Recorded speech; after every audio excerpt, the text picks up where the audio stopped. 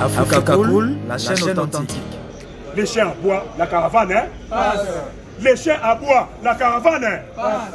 Il reste au son à la cima pour total. Je vais banque ça va toi M23, mais parlement des boutiques les carats constant. Et ça vous été? Ça va banque ça a sauté. Ato le bio nanga promis na kasangulu. Ato le bio nanga promis awawa na pomme à tété. Ils sont tout ça ah. Les politiciens sont kangi moun encore. Bah ben quand nanga soya. C'est votre ceux qui voient. Mettez vos parlements debout. Vous serez plus que les politiciens eux-mêmes. Vrai ou faux? Tolodi Boye. Nombre de votants 188. La République démocratique du Congo vient de gagner un siège de vice-présidente du Conseil de sécurité. Ça permettra à la République démocratique du Congo dans les dossiers des conseils de sécurité du monde. La République démocratique du Congo sera là pour apporter sa voix. C'est mercredi 3/6/2025. Betamaboko Makasi. Balobi, une nouvelle victoire pour Tshisekedi face à Kagame. Et ça a été une nouvelle victoire de Tshisekedi face à Kagame. Face à Kagame. Lobby Zaki le 4, Lobby Zaki le 3. Et ça a été tout comme membre non permanent. Il y a Nations Unies. On a Kalabandé qui peut dissoter. Kala qui place à Kenamboka. Parce que yon dit maman tout est pour aller. Babi moutan dit maman tout a ça lissou. Lissou. Dimara Muninga. Tout on a eu plus ali. Nzambaza roulage. C'est vrai ou faux? Vrai. Nzambaza roulage. Tolobi Boye. Le président de 500, c'est SAC. 500, c'est César Joseph Olenganko. Il le doit dire à Mbongo. Eh, vous que Mbongo va poster Moussou Tezalaka. Bon, on est un Tshisekedi de Tikangoka. Et c'est un Tshisekedi du Koutou. 7 ans, on a ça, ma belle, ce qui fait 8 ans. Eh, et c'est un Tshisekedi de Koufi en 2017. En 2017, surtout comme en 2027, 10 ans, on a ça, ma belle. Mais Joseph Olenganko, ah, il tinga mis en place à la diarachi. Joseph Olenganko, il y a un bon, on a vu son aboulou, son bilan à Kaye, na Bikiko. Eh, 500 motos, 600 motos, mais son niveau Simba, avant de Manzakat. Et c'est pas le monde qui perd, pour l'en délire dans l'information. Si le monde y a un bon monde, c'est ceci là, Olenganko, yo moutete là, yo zamatate. Tolodi Boye, le président de CESAC, Conseil supérieur d'audiovisuel et communication. Et ça a été, c'est ça, Conseil supérieur audiovisuel et communication de maître Christian Bossembe a interdit, il est interdit à tous les communicateurs de relayer les propos des interviews, des activités de AC et M23. Et ça a été, il est interdit de commenter, de diffuser, de recevoir des agents de PPRD dans une émission. Vrai ou faux? C'est une mesure de conservatoire fait à Kinshasa, mardi 3 juin 2025. Christian Bossembe, président, c'est ça. Naloba bien nalobate. Balobi, il est interdit. Il y a autant de combat Kabilawa. Il y a aussi la propagande. Il y a AC. Il y a M23. Il y a PPRD. Et c'est interdit. Il y a PPRD. Pour trop, c'est tout. Et c'est interdit. Il y a une émission. Et c'est interdit. Il y a un lobby. Sur le lobby, il y a un Italio. Christian Bossembe, pardon. Les noms de Basuka. Les noms de anniversaire. Il y a Nini. A bandi un assassin. Non, le bango ya souka pour nasi. Balobi bolo ba makambo kabila. Les loba content au pour les londe biso ba communicateur. Toujours pesa un message pas peuple corps. Et ça bo été. Ba kanganga te pour les londe ba lobi ba bimisa kiango. Na butu. Les londe tongo biso to pesa pas peuple corps. Donc le bango ya sou. Ah non, balobi bolo ba makambo kabila awate. Makambo peuple RDP na mboka oyo. Pour ba bomimbo. Président Sali 18 ans, n'a pouvoir.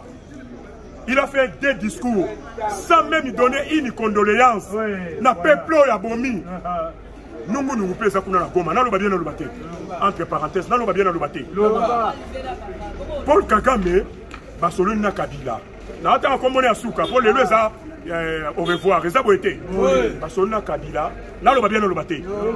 A Edisi Kabila, nous avons formé 6000 soldats. bakotake Goma, bakotake na Kinshasa, balongola Félix na pouvoir. Et ça $100 000. Parce que ça jaloux, Yambongo Kabila, Bango na Bango Barwa. Il fait ça 100 000. Joseph Kabila a sorti $100 000. 100 millions de dollars. Merci. 1000 était millions. Pour pas les politiciens n'habillent 1000 et le bélo. Tout le monde est baïbara millions. Bango baïbara millions. Après c'est Paul Kagame. Paul Kagame a dit, petit frère, merci beaucoup. Mon fils, merci beaucoup. Je vais former 6 000 militaires. C'est que l'Ito Bengani na pou. Kiango moni Pierrot Luala. À cette mission, Paul André bien lobby, si c'est que des gens va visiter na mabo. En solo, Basal qui va cabane. Il se donne l'information nio. Papa n'a dépensé sa cambongo pour nos informations. Parce que l'information c'est l'argent vrai faux. L'information c'est de l'argent. Donc cette information ça va au terme na base d'information. Hier ça va camion na tika mubu.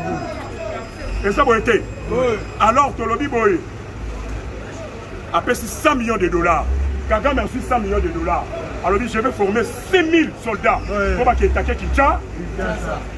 Sikoyo, Ndambu, na Nirangongo, Mboga Morobo et Nirangongo. Batindeli biso Nirangongo. Batindeli bio violo Morobo, Barekita qui va congolais Morobo ya Mukie. Babomi bomi ba. Bango. Ba sui bango ba tie bango na salle Morobo, ba tie tika bango na mort ya Goma. Kabila tangoye, aibika na 6 000 so. Donc il attaqué Kinshasa. Tango akiti akite na Goma fait ou faux. Akela Nirangongo bandi ba consultation. C'est quand même un match ça qui tord. L'on propose Dieu les chiens à boire la caravane. Maintenant ma bon makasi pour la soya mabé. Aïe à tout nisco Kagame. Nenga attaqué ba sodango ba savoir. Complicité dans certains généraux passant à Kinshasa. Vous identifiez bango déjà mais on va bango té. En fois banda prenga na la dynastie. Toche bango déjà na maudit tous les généraux. Toche bino les écoute. Voilà mon Dieu nion sur les généraux. Les généraux bâtards. Pour ba uta qui va sergent na Rwanda. Ba e ako comme ba généraux vrai ou faux. Pour ba trahir Mboka. C'est ça. Ni bango 6 000 soldats ba savoir. Ouais. Kagame a dit na recruter qui bango nyosana babomi bango bache bango na mort. Oh bache bango na mort kana mukie wana ya 6 000 emsenga 100 millions na ngezawa. 100 millions na ngezawa. 100 millions na ngezawa. Mboasu. Pour nous information ça prend. Na minute baza kobe. Ya kobe bana. Kabila c'est mauvais. Yo muto kumisa Kabila. Ti basu ba mesure ba via ngopa mbaté. Ceux qui te moniora même na nzela. Ozo ko kumisa ba M23. Ozo ko kumisa AFC. Ozo kumisa Kabila PPRD tokangi yo vrai ou faux biso tokanga te mais tobenga la police akanga yo ça été po biso toza bato peuple corps congolais yango makambo ile kafuna 100 millions et na maye 100 millions pesa muke pa na yo ki va dire Kagame sala sur bete sur moi lia ya yo tolobi boyo ki bino ko papekisi parce que lelo na lobi lelo parce que lelo pesa anniversaire il y a Joseph Kabila Babibo le basu kombonete. Alors tu profites de le balelo le quoi anniversaire lelo na maye. Bama pas Sami Balé. Mon quoi bien le 4 juin 71. Mon quoi le 17 juillet. Mon quoi le 4 juin na Ewabora. Mon quoi le 17 juillet na Ankoro, mon na Manon. Mama Boti Awa. Allez, il passe à Moussa Tigana Libumba, qui m'a en guerre, Bakena Mboka Moussou, une année. Après, oh, voilà Tigana Libumba Boti. Ma professeur université peut congolais Bandimi. Mbongo bien nini. Mbongo bien nini. Moutaïna Babota Mboula. Azunio Sopa na Bisso. Le loi comme on finga Bisso. Afinga ta congolais, t'es d'accord permettre t'es. Afinga ta congolais. Aïna Babodo. Babikumba. Bajalat. Et ça a été. Mais t'as la psychose.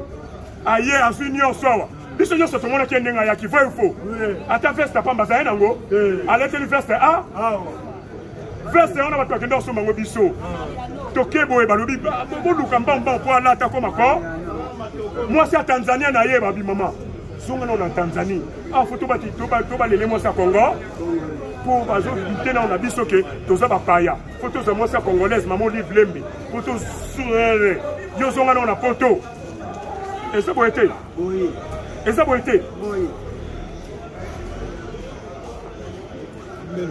allez to continuer azwi nyonso ayaki na babota mbula sili na nzoto makwanza lokwa nzoto ya ngando mais azwi nyonso awa mais ta lelo afinga bakongolais ayaki lelo kote pas même un compte bancaire ayaki nango te vrai ou faux Kabila ntango ayaki na compte bancaire ayaki na compte bancaire mais tala lelo ninga komi après aya oloba na bakongolais siko tosuka wa mboka eza ya biso ya bakongolais tolobi boye malembe silence dans la salle.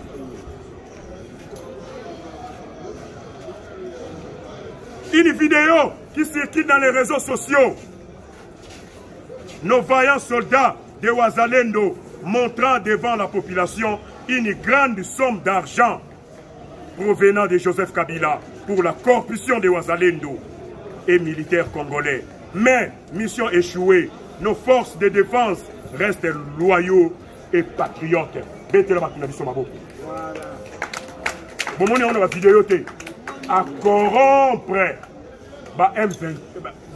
Wazalendo na militaire congolais. Vrai ou faux?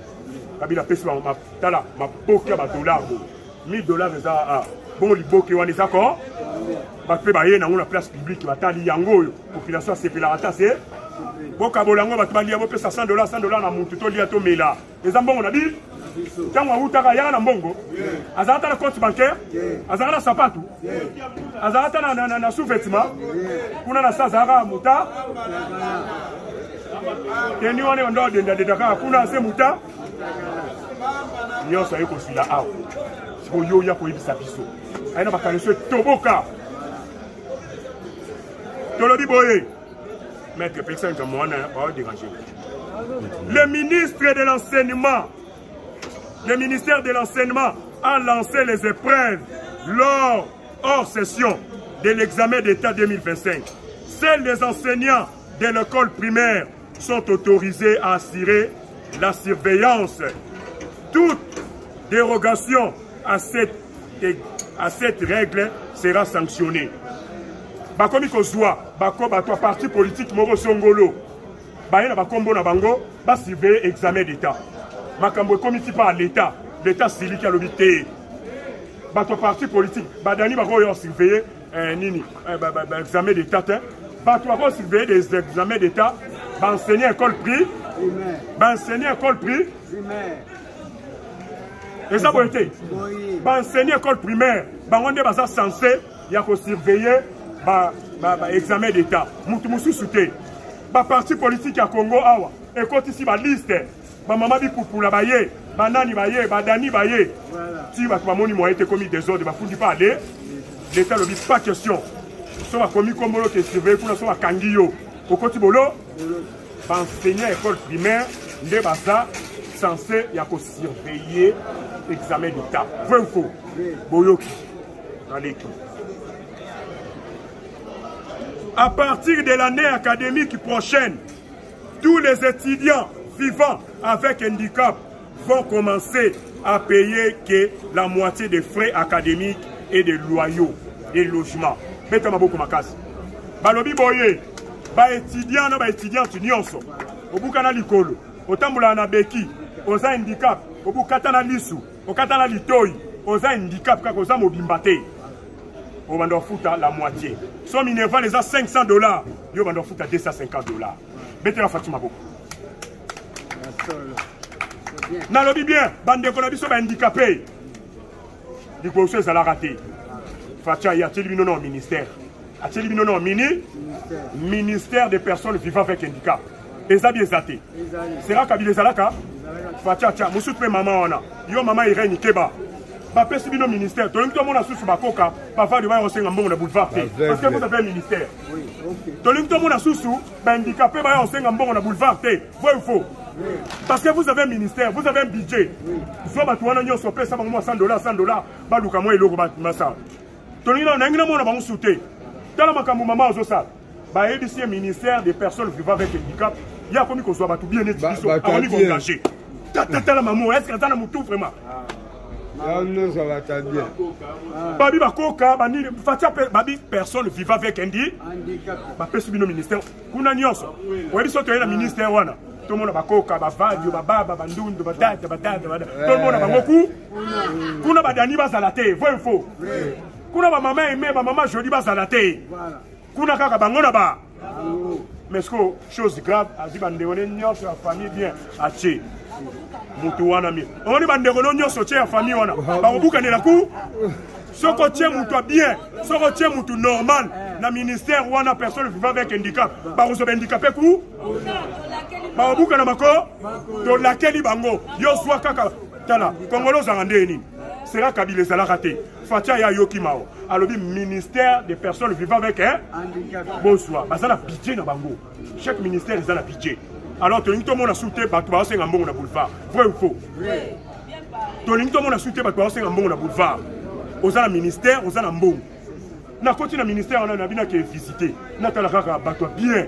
Ba maman jolie ba kuna ba dani ba kuna ba bingo TV ba Africa cool ba zakuna ba bi oh mais yo zo ba bien boy bon bandeko ba zawa bandeko ba zawa dans le Congolais tant ba kolongola ngo ote ba occupé bisoté to za na boulevard to senga mbo ba cheli bino bokomi ko sosu biso biso botika biso to luka matricule place musu wana ministère ba pesibi non so ba lukelinga matricule kuna mama donc zoité. So le kelinga matricule na personne vivant avec un ministère on a reçoité na le baluka bako luka baba ngana ke luka place mosusu les aboité balobi o nyonso za koka baba handicapé nyonso atoka tanito les handicap ata ligne longo za handicap ko futa la moitié les aboité ko futa la moitié ceux qui minerva les a y académique école primaire T humanité T na ba université l'état mutalobi ceux qui minerva la université ils a $500 yo futa 250 vrai ou faux bete la ta Fatima boko tende ko ngai ah futa mabe ko kwa ba étudier bo sepela boko etanga ceux qui minerva les a $200 yo futa $100 mais na ndako na bino ko le baké yo le baka $200 $100 na poche maene mabe maene ma bandika nyonso oui ça va vite faut ba vie balanda ba formation te bon balanda RTNC na RTNC bloku indika te bandika bandiko na bandika pe buya boki lu ba funa minerval $500 les aboité yo tango koma na école pesi 250 musu na poche na ko yo tenga mo ndambu te ona oboya maene ma tolo biboye. La diplomatie a gagné devant les armes. La Senko et les SCC sont restés dans la rue et ils ont échoué de leur complot machiavélique. Fayu loye pas Fatibe Asengi. Konanga Fatia Yamba est vrai ou faux? Et tu sais que dans le baki il a fait ce pouvoir opposé aux Ala. Yangoto Yangote. Parce que la ministre opposition congolais a failli vrai ou faux? Asengi akutana Félix Tissé. Mais soka kutana yo si okenda si mutu adinda na maya bimana bilamba okapa. C'est azote. Azote. Na ebisi bino mutu adinda na maya bimina bilamba okapa. Mutu adinda na maya bimina bilamba okapa. So ati okenda okokena oya. Kuna enveloppe pembe zarate. Zara yaka. Yaka. Bras de fer entre Lessidé et Martin Fayoulou. Balobi yo zolingo ke pas Félix Tshisekedi. Oyebi si biso te pona ni ozi décision na yo moko c'est vrai parti eza ya yo. Mais biso so toza bako bango na bango na woni tali biso te. Biso to c'est la rate o yamba eza boité. Bato Lessidé basiliki. Bato PPRD pe basiliki. Babi yo to signer contrat yo ke kuna bango biso to tika la wa. Makambo za minene politique yele. Kotanga sou kombo PPRD te, kotanga kombo M23 te, kotanga kombo AFCT, qui sait bosemba bien ko kangayo. Vrai ou faux? De l'autre le bien ya suka. De l'eau ya sou. Tolobi boye. Encore des ballons de tennis militaires dans la commune de Limité, dans des magasins des Indiens et des Chinois. La bourgmestre de la commune de Limité dénonce une tentative d'un mauvais cabal. Nous demandons la démission du directeur général du OCC. Vrai ou faux? Nous demandons la démission du directeur général du OCC. Vrai ou faux? Nous demandons des explications au directeur général de l'ANER. Vrai ou faux? Quand on tambola bakaka na ville bon kuna okenda ko contrôler te ANER ko tambola na bakaka ko bang sara biso ete o finga fatito okangaya o finga fayulu to okangaya o finga Moïse Kasumbi to okangaya bongo biloko koti bateni kuna beta ku leta na Kinshasa bomona ngo te ndengeni mutatambola sona bakrakate krake zanga peuple vrai ou faux? Parce que to bakulu na bazala kuna bokitela bango na bakrakate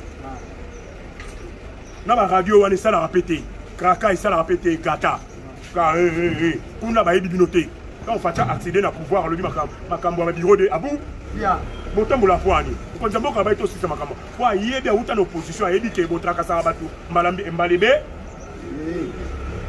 batu ve bateni oh na on be la vidéo na musuté bo mona ki wana oh mususu papi e bateni ebele magasin mobimba nalo ba bien nalo baté magasin mobimba na quartier industriel commune de Limité ba trouver banda na seti likolo ba magasin bourgmestre aye souci ya mwana mwasi aye a lobby ba bi mama bourgmestre yo zo lo bakaka photo sani abinga na sani mais yo potinga ba inspecteur te ba tala magasin tant Daniel Sobela na zan boya ko tala magasin on a mon clarté boya ko tala magasin bobo ya kata pour ba aye fazer wana zo lo bananzela tiko ba teni wana ko kanya ndengeni directeur à ANER quand on tient à tout le monde à kraka papa directeur à ANER yo zaki wapi on zaki wapi bino ko lobi ANER e ba makambunyo service à renseignement et ba renseignement nyo tant que ça biso to lekini no renseignement bobo ya teni ba tenu e bini na Limité en pleine ville de Kinshasa ANER on y ngote pona ni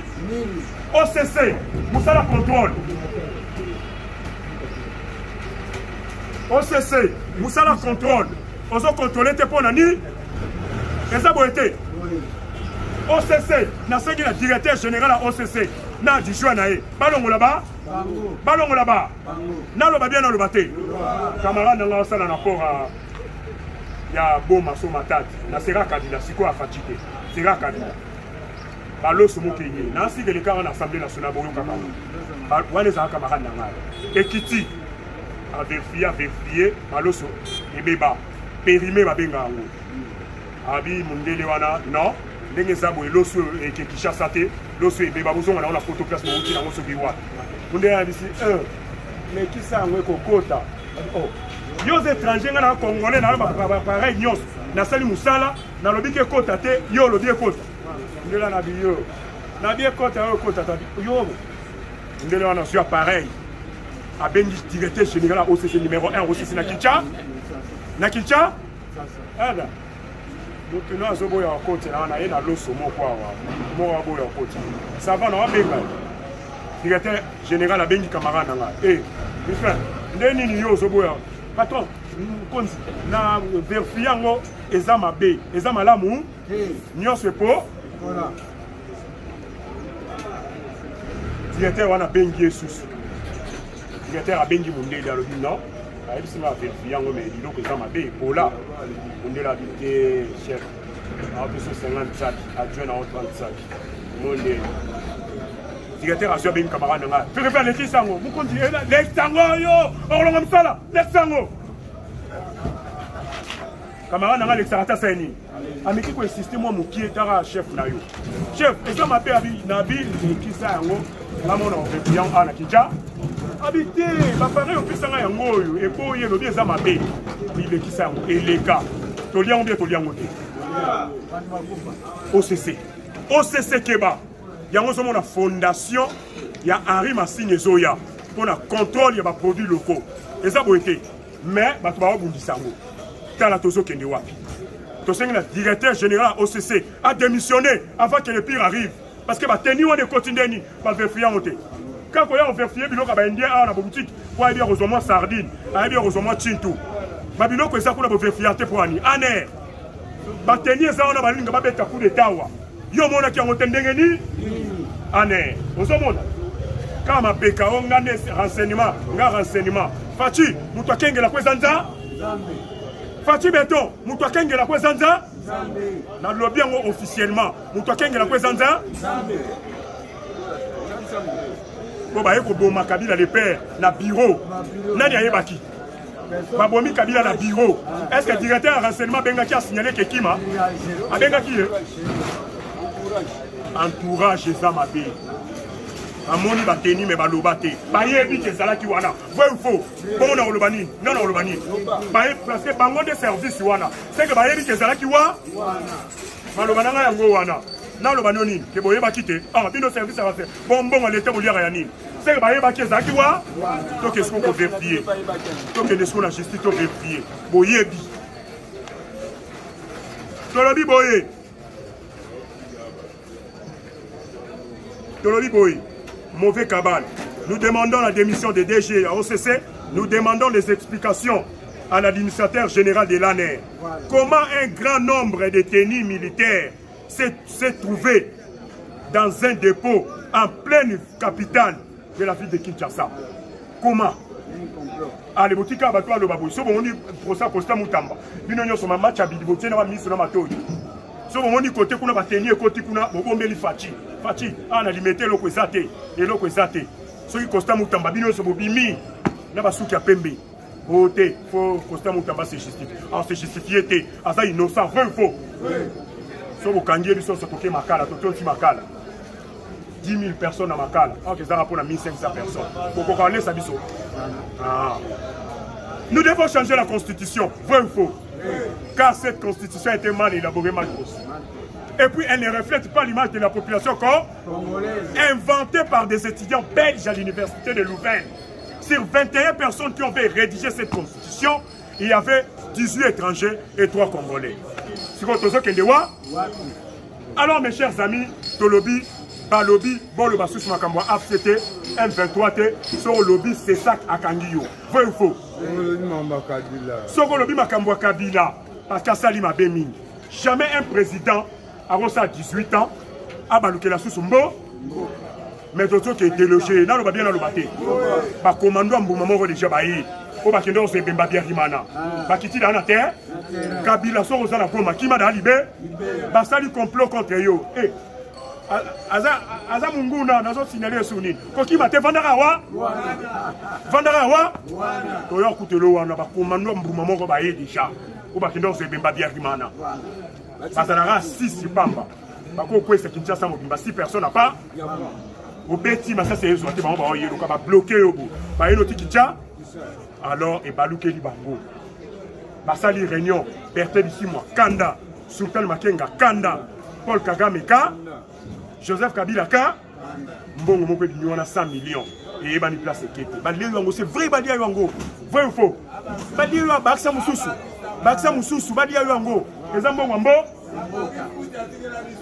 la biso ba winner na ba Paris foot na ba nini wana eza boité.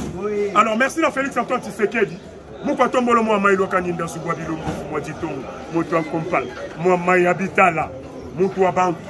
Merci na maman Martika Salou. Merci à maman Denise Nyakero. Merci à Élisée Tibokwa. Merci à Lucie Tembo. Yves Bouboul. Couple pasteur John Ngunza en Angleterre. Maman Thérèse Bakempa, États-Unis. Merci à maman en Angleterre. Merci à couple Issa Nyonso. Merci à Bana Nyonso IDPS. Force du tranquille. Force du progrès. Parlement debout. Ligue des femmes. Ligue des jeunes. La structure Nyonso IDPS. Totombo Matoke Libo. Même si il y a une opposition aux Alatés, il y a une opposition aux Congo. Ba M23 batika li bangomo. Ba Kabila ba Munguna batika li bangomo. Fayulu aye ba yambaye vrai ou faux. Ba yambaye fachi pona nga yambaye. Et ça boité. Azamo na mboka yambaye. Masolo beta makito. Na ba o batika li. Kone nanga soko goyoye. Mais Kabila Moïse Katumbi ba Olivier Kamika Bino. Et ça boité. Kabila Koyate ko ba benginga barisinga dani senga biso diaspora fachi nga kone nanga ngina ya nga Kabila ngina ya ba kongole ba bisinga boya mutu to yambeza Fayulu na Delice Sanga na musi to biboye na gouvernement union nationale na lo ba bien na lo baté na gouvernement union nationale muko tombolo kangai ko sang sabato mi balete. Nabi ke bato base belé na oyana bakombo na bango mais bato na otangelo bazanga te cha bango nan Adolphe Muzitu na oyo afoko azala ki sera Kabila oyo Afoko azaki sera Kabila mutoba Congo onani. Afoko yo bato pepe de bando boya o. Luzolo ban. Mukwa tombolo kanga malamu. Na musalate, mais na sengeli 2 personnes. Luzolo ban bilesa. Na Adolphe Mouzi. Adolphe Mouzi pour votre information là le bien dans le matin. Asali musala kito. Ba transco wana nyoso moni matata pour nous eko tout la tolo. Ezaki projet Adolphe Mouzi. Betela maboko na ibi makam nyoso. Ba projet wana nyoso oyo wana ya ba transco ya kitoko wana ya baba makambo ebele. O matata pour nous eko kongumela. Ezaki projet Adolphe Mouzi. Adolphe Mouzi to sala kito. Balobi Boye, Mukanda Moke Bimi, Aza parmi les meilleurs premiers ministres. Parmi les meilleurs premiers ministres, plus 243, 81 059 75 03. Plus 243, 81 059 75 03. La suite à la prochaine édition. Même heure, même chaîne. La suite au prochain numéro. Le gouvernement congolais vient de lancer de nouveaux passeports très sécurisés. Son obtention et de son abstention débute ce jeudi 5 juin 2025. Parmi les choses qui garantissent leur sécurité, c'est une piste d'identification et des fréquences des radios en distance. Il y a aussi des filigrammes. Filigrammes, mais ça va bien la sécurité, on va falsifier en côté. Des filigrammes et des hologrammes. Et ça va plus la sécurité pour la pirater passeport pour les rendre quasi impossible pour la falsifier. Les pages d'identité seraient en matière de Ali carbonate. Place joindre l'identité, place photo et rosala. Na place, ba combo et rosala, na matière moko babengango Ali carbonate. Même au niveau falsifié, on ça photo de simbate. Et rolumate. Et ça boité. Et ça matière babengango Ali carbonate. Ba scientifique ba bien. Qui va lui garantir et la résistance des passeports. Tolobi boy. Tous les Congolais pouvaient faire leurs demandes à partir des ministères des Affaires étrangères et apprendre le 5 juin dans le site www. On s'allie demande même à partir d'Andap. Sur le transport, ils passent. Le roi transport, ils passent. Il y a ministre de transport, on a passe. On va dans le méga. On continue à www.passeport.gouv.cd. Au sali demande il y a passeport on a site na bango wana. Prix $75, pas plus pas moins. Ba ministre des Affaires étrangères. Ministre des Affaires étrangères ane na poto. Vice nae na ba secrétaire wana ba mingi ba za kuna kati. Ba lobi pas plus pas moins. Mukonzi mboka mtalobi ngaite. Pas plus pas moins. Somme tena $75. Au PC passeport et Kosengel bikité, ba bikité. L'état déjà pesi binobiki. L'État déjà pesi binobiki. Comme mekate so meki Umukama Yango balobi prix $75 qui est 75 en français, pas plus pas moins. En plus nos anciens passeports, on a anciens passeports, ça va continuer dans le cas de 2029 à 2030. Vrai ou faux? Oui. Et ça c'est le passeport à Sikandenge Bimi, Yosa au komi tout, babité, Vandano Kimia. So yomo po lingi na keso na ngaya sika, yoka. So le bio ça na mbongote, on continue à Nawana. Si en 2029, il a 30. Et ça va être. Oui. Va obliger mon. Baloli Pebo en plus, passeport contenant 30. Oh, et ça là qui a Kalawana. Et ça a 32 pages. Mais oh, il y a Sikao Tosali. Et ça a 38 pages. 38 pages.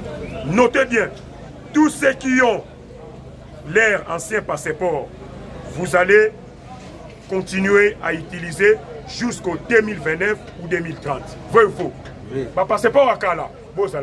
2029 à 2030. So pour le bi na mbongo nanga na za muyibi na yibaka. Osia ngwaki okeswa musu. So za na transport oketi na affaires étrangères aussi passeport musu sika. Et ça, c'est sécurisé. Vous avez falsifié à Zate. Mais vous pouvez s'en rendre Rwandais. Pour maman, Oyo, il y a un frère étranger à la photo. Diplomatie à ma case. Vice Naye. Ceux qui ont été reliés par Nini Wana. Ceux qui ont été Rwandais, mon accord, tu as toyé, tous ceux qui ont été balés. Vrai ou faux? Parce que Rwanda, c'est la souveraineté de la Bissau. Ceux qui ont été Kayango, dans ma voix, Rwandais. Tokangio, Tokebo, on est bas. Qui n'est pas bis, qu'on a ça la justice dans la bis. Bisoté. Tolobi Boye, le ministre de la Justice, le vice-ministre de la Justice et garde des Sceaux, maître Samuel Mbemba, a rendu visite à une jeune dame malade, restant à la maison, pas moyen d'aller à l'hôpital pour se faire soigner. Et pour intervention d'une opération coûtante, le numéro 2 de la justice congolaise fait une descente dans le domicile de cette dame. Il lui a consolé et lui en laissant une enveloppe. Et il va lui amener en Europe pour des soins appropriés. Maman Mokazobe là, à sa congolaise de père et de mère, de Konabiso.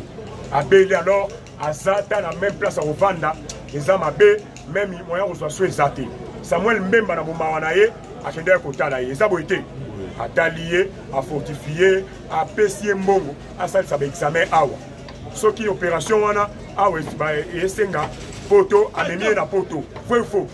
À mémier na poto. Maman, ce qui est kuna, aussi sur un temps, on va dire, au Vandinda. Oui, dans son à place au Vandinda, des athées, des aboïtés. Tolobi Boye, violation des droits humains par les M23. Les aboïtés. Oui. Amnesty International a publié un rapport condamnant les extorsions commises par les groupes rebelles du M23. Des actes et des tortures et des détentions illégales des civils entre février et avril. Structure moko ya américain, ya minele ya bapaya. Et ça, est constant. Pendant la février, fin avril, à M23, Babomi Batebe. À M23, Babomi Batebe. Alors, merci. Emmanuel Macron, ma chifflé pas à moi, Sinaï, Brigitte Macron. N'a le bien dans le bateau. Parce qu'il y a avion, Bakiti, dans le Vietnam. Donc, Bakiti, Wana, ce que Baoué là qui n'est pas. On va éviter que déjà porte avion, Fouami Bakita. Baoué là, Brigitte Macron, sifflé. Vidéo est un peu mobile. C'est Emmanuel Macron. Problème, il moi ça je chifflé au bout, ils ont nini. Attends ça mon colonel chifflé au bout été. Yoka, on doit ça marcher. Bon on doit ça marcher dans 4 avions et l'on boit kita. Jango ya go chifflé makasi bongo. Emmanuel Macron, tala sko, to so kende wa a chifflé mon bal en plein air. Bon moi ma vidéo en côté. Faut ngana ya yeb Sabino. Et ça boit été. Chifflé mon bal. Emmanuel Macron. Plus 243 81 059 75 03. Fondation Gims, Parlement debout sans formant les autres là. Chef à fondation, maître Henri Massine, Tozo c'est la Yobenga, Oya, croisement Marais, plateau, topé sur adresse, Oya A. Merci beaucoup.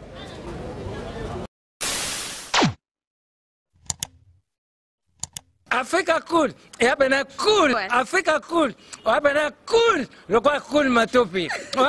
Après toujours,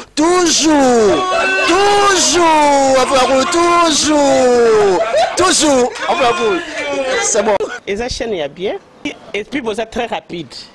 Et ça très rapide, et ça chaîne mon co, bah quoi ça a bien confiance. En tout cas, nazo senga na bato oyo nanu ba souscrire te bazwa. Donc, eza vraiment neti oyo balobaka ke boka lelo, lamba lelo, lia lelo. Vous voulez le Congo? Pour que le Congo devienne cool, pour suivre les cool analyses, alors revenez et abonnez-vous massivement. Bobozana Moana, massivement. Alors beaucoup de gens ils pensent que l'Afrique cool donne l'information en temps réel. Mais je ne crois pas cela. C'est-à-dire l'Afrique cool donne l'information en temps réel et en temps chirurgical. Si tu ne suis pas, tu as la crise cardiaque. Qu'est-ce que tu penses de l'Afrique cool? C'est PPL. Africa Cool, c'est la destination de prédilection pour une communication optimale. Longo Dianabino Mama. Africa Cool Télévision est une chaîne qui est en train de réunir toutes les tendances. Donc les chrétiens s'y retrouvent, les païens s'y retrouvent, les politiciens s'y retrouvent, les femmes ménagères s'y retrouvent. Donc Eza Eloro na biso to sepela ranango yango chaque fois son aye na Kinshasa, il faut namona Africa Cool. Et au monde de la chaîne Oeza impartial. Et le rôle de Babino, vous méritez le soutien de la population ainsi que des institutions complètes. Bisognoso, tous s'abonner à Afrique Cool. Afrique Cool, Afrique Cool, merci beaucoup. L'idée. Non, je remercie en tout cas Africa Cool, leur support et on leur souhaite bonne chance pour la suite. On leur souhaite le plein succès. Placer un petit mot par rapport à la récompense Oyo. Ah, je félicite très sincèrement Africa Cool. Voilà. Je n'avais pas opéré le mauvais choix. Voilà. J'avais recommandé, je me rappelle que je disais que c'était une destination de prédilection pour une communication optimale d'excellence. Nazanga Mogotala, YouTube Yemoko a reconnaître que Napona qui m'a bêté. Au moins, il choix to salaka, ba réflexion to salaka. Tu as abonné à Africa Cool. Comme ça, tu partages. Bravo Africa Cool. Merci beaucoup. Bravo Bino. Tu s'abonner parce que trophée Ezali à Bino, Ezali partagé. Moi, je me sens aussi copropriétaire. Il y a prix Oyo. Bravo Africa Cool. Merci beaucoup.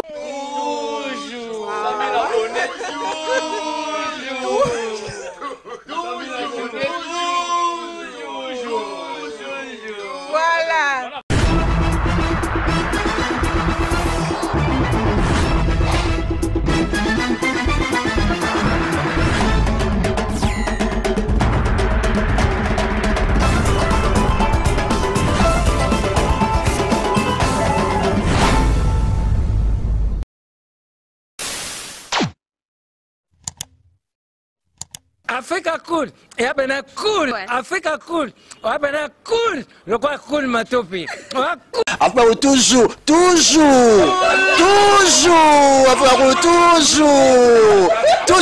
enfin, c'est bon.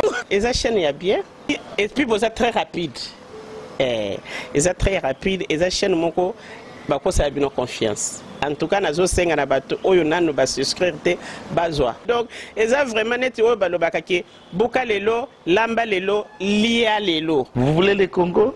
Pour que le Congo devienne cool, pour suivre les cool analyses, alors revenez et abonnez-vous massivement. Massivement. Alors, beaucoup de gens ils pensent que l'Afrique Cool donne l'information en temps réel. Mais je ne crois pas cela. C'est-à-dire l'Afrique Cool donne l'information en temps réel et en temps chirurgical. Si tu ne suis pas, tu as la crise cardiaque.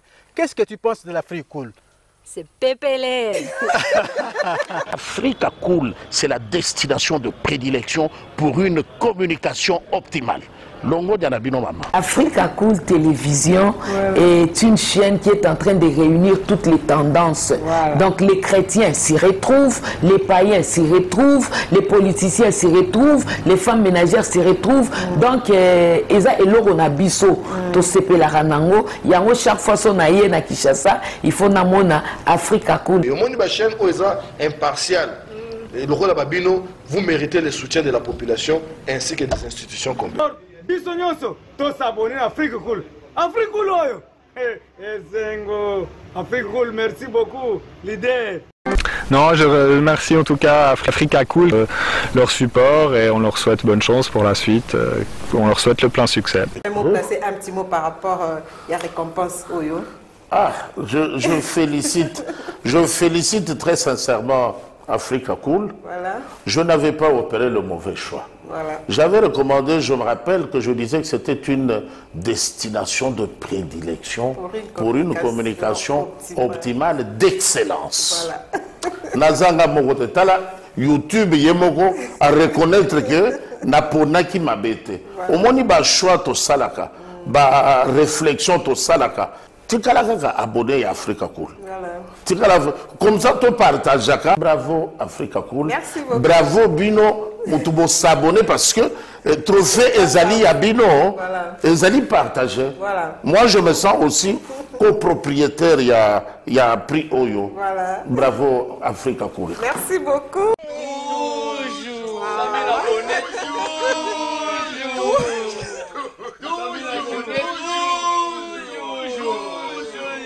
Voilà.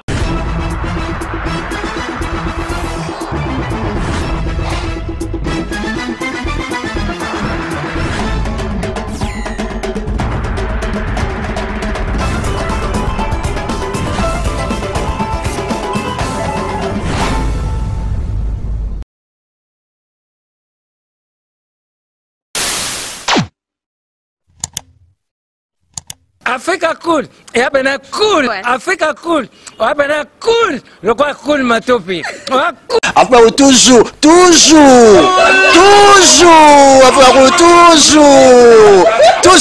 Enfin, c'est bon. Et ça chaîne est bien. Et puis vous êtes très rapide. Et ça très rapide. Et ça chaîne moko. Bako ça a bien confiance. En tout cas, nazo senga na bato oyo nanu ba souscrire te bazwa. Donc, eza vraiment net oyo balobaka ke boka lelo, lamba lelo, lia lelo. Vous voulez le Congo? Pour que le Congo devienne cool, pour suivre les cools analyses, alors revenez et abonnez-vous massivement.